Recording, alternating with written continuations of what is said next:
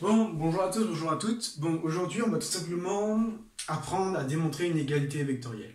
Alors, une égalité vectorielle, qu'est-ce que c'est? C'est une égalité où on a foutu des vecteurs dedans. Je vous explique. Bon, on va démontrer que pour tout point A, B, C, D, on a AD vecteur plus BC vecteur qui est égal à AC vecteur plus BD vecteur.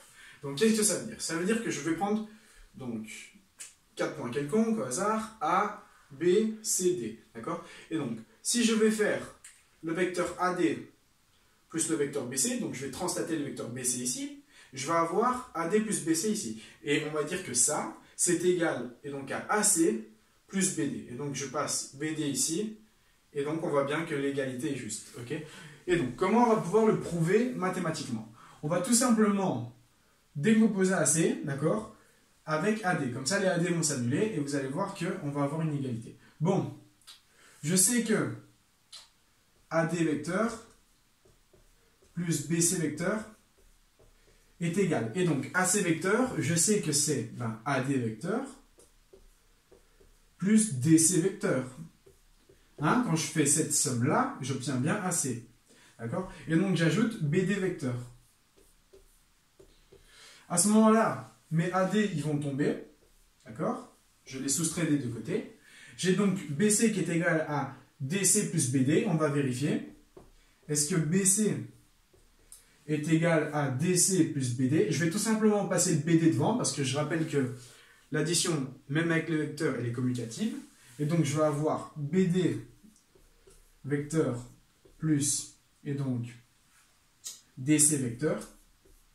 Et partial, d'accord, on a bien ceci qui est égal à BC vecteur.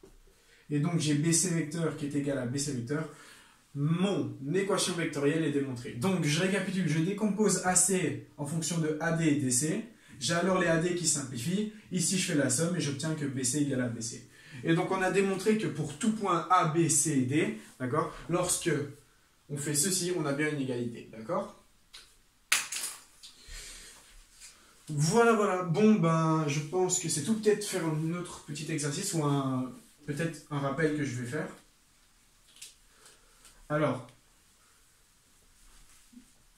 on va prendre un parallélogramme. On va essayer de définir à quel moment on a un quadrilatère qui est égal à un parallélogramme. Comment essayer de le définir vectoriellement? Si on a un parallélogramme, on a, par définition,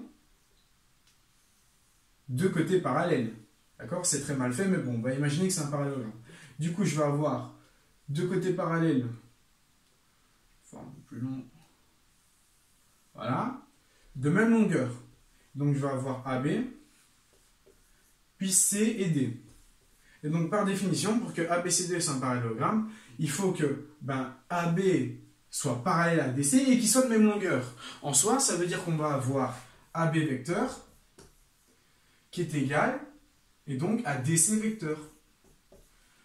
Voilà, alors ça c'est l'une des conditions. Après, on peut remplir une autre condition, c'est tout simplement DA vecteur qui est égal à CB vecteur. DA qui est égal à CB vecteur, et ainsi de suite. Voilà. Et donc, pour que un quadrilatère ABCD soit un parallélogramme, il faut que AB soit égal à DC. Donc, vecteur AB qui est égal à DC. Voilà, c'est juste la condition pour laquelle il faut que ce soit un parallélogramme. Bon, je pense que c'est tout pour cette vidéo. Je vous remercie de votre attention, je vous remercie de l'avoir suivi et de toujours regarder parce que je sais que le vecteur, c'est un peu, voilà, c'est un peu chiant, mais bon, c'est dans le programme. Vu les événements qui se sont produits récemment, je ne sais pas comment la fin de l'année va se dérouler. Alors, si j'étais vous, je mettrais toutes mes chances de mon côté, voilà. Et donc, le français, c'est pas mon fort. Hein.